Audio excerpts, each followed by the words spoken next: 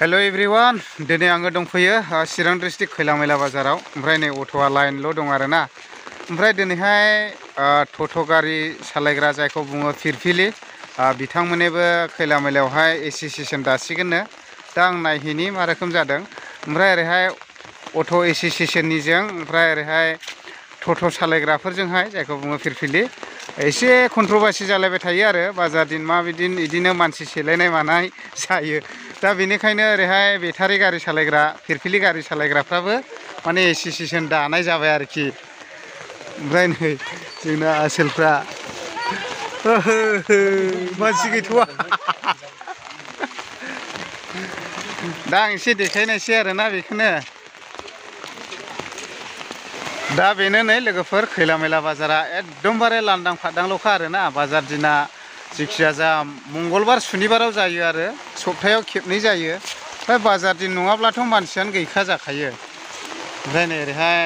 दखान दिनब्लाबो दाउ लकेल मोनो आरो ओमफ्राय नै ओरैहाय गुमैया ओमफ्राय गुमै दिनै गारि सालायाखै आस्सा जै अखा हाबायथाय खैलामैला बाजारा जालाव जाथाव दैल' जायो आरोना नै ओमफ्राय स्टुडेन्टसफ्राबो थाबायनोहाय ओरैबायदि एसे प्रब्लेम जाखायो ओमफ्राय नैबे ससेया टाइल्स होनाय जादों आरो ओमफ्राय ससेया टाइल्स होनाय जायाखै नै बियो टाइल्स होनाय जाबाय दा ओरैबायदि जालाव जाथाव दै जायो आरो अखा हाबायथाय दा नैबेयो जादों जाहैबाय खैलामैला बाजारनि मैगं बाजार दा मैगंफोरखौ ओरै फानो नै ओमफ्राय बेजों लोगोसे नै ओरैबो फाननाय जायो नै ओमफ्राय बेजों लोगोसे टट' गारि सालायग्रा जायखौ बुङो फिरफिलि गारि सालायग्रा बेनि एस'सिएशन दानाया नैबे न'आवनो जागासिनो दङ बेबायदिनो बयबो गावबा गावनि उदैनि थाखायहाय बेबायदिनो बयबो गारि बायनानै सालायनाय जाबाय दा बेबायदिनो माखासे बेबायदिनो अट' गारि सालायग्रा बेटारि गारि सालायग्रा बेबायदिनो मानसि सेलायलायनानैसो गेंग्रें गुंग्रुंबो जालायबाय थायो समाव ओमफ्राय बेजों लोगोसे दायो बेयावहाय बेबायदिनो गोबांथार इन्टेलेक्सुयेल नेताफोरबो फैदों आरो दा दिनैहाय दानाय जाबाय आं माखासे बिथांमोननिफ्राय सोंलाय फिनलाय खालामलायबाय थाला मानो होनना बुङोब्ला आंहा टाइमनि अभाब जास्ट आङो दिनैहायनि भिडिअनि गेजेरजों देखायबाय खैलामैला बाजाराव चिरां डिस्ट्रिक्ट खैलामैला बाजाराव टट' सालायग्रा जायखौ बुङो फिरफिलि सालायग्रा बेनि एस'सिएशन दानाय जाबाय आरो दा नैबेयावनो जागासिनो दङ आं जेबो सोंलाय फिनलाय खालामला आंना गोबां खामानि दं आं बेलेग खामानियाव थांनांगौ जाबाय जास्ट दसेनि थाखाय फैनाय जाबाय মানে দিনে দিনে জানিব পাৰিছে যে ই ৰিক্সা এটা সাইলেন্সলি ক'ব গ'লে কোনো ডিষ্টাৰ্বেঞ্চ নাই বা আমাৰ কোনো ক্ৰাউড নহয় চবে মানে যাত্ৰীবিলাকে আমাৰ সুন্দৰকৈ যাতায়াত কৰিব পাৰে কোনো জাগাৰ কোনো গণ্ডগোল নাই এই যে ই ৰিক্সা ওলাই কিনি যে আমাৰ অঞ্চল আমাৰ এলেকাত প্ৰায় ডিষ্টাৰ্বটো বহুত কমিছে আৰু ডিচিপ্লিনে চলি আছে বা দেখি আছে ঠিক তেনেকৈ আমাৰ কইলামে এটা উদাহৰণ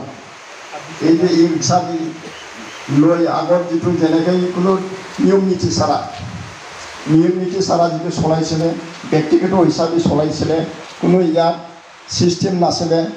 য'তে ত'তে যখন তখনে বেৰাইছিল বা চলাইছিলে বা যাত্ৰীবিলাকো উঠিছিলে কিন্তু এতিয়া যিটো আমাৰ যিটো নেতৃত্ব যিটো তেখেতসকলে যিটো দায়িত্ব লৈছে সেই দায়িত্ব লৈ পেলাই এটা নতুন এটা সন্থা গঠন কৰি লৈছে আৰু ইতিমধ্যে আজি চাৰ্টিফিকেট আমাৰ চৰকাৰৰ কৰ্তৃপক্ষৰ পৰা যিটো আমাৰ ৰেজিষ্ট্ৰেশ্যন ছ'চাইটি এগৰ পৰা যিটো এটা চাৰ্টিফিকেট যিটো গ্ৰহণ কৰিছোঁ আৰু এই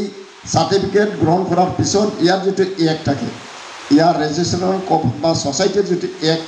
এই এক্টত কি কি লিখা আছে বা কি কি থাকে এইটো নিশ্চয় আপোনালোকে জানিব লাগিব আৰু জানিখিনি আপোনালোকে যিটো সন্থাৰ যিটো নিয়ম নীতি এইটো চলাব লাগিব কাৰণ ইয়াৰ কিছুমান আইন আছে এই আইন অনুসাৰে আপোনালোকে মানে ব্যৱস্থা ল'ব লাগিব কাৰণ এটা সন্থা খোলাৰ লগে লগে এই সন্থাৰ বাহিৰে আৰু বেলেগ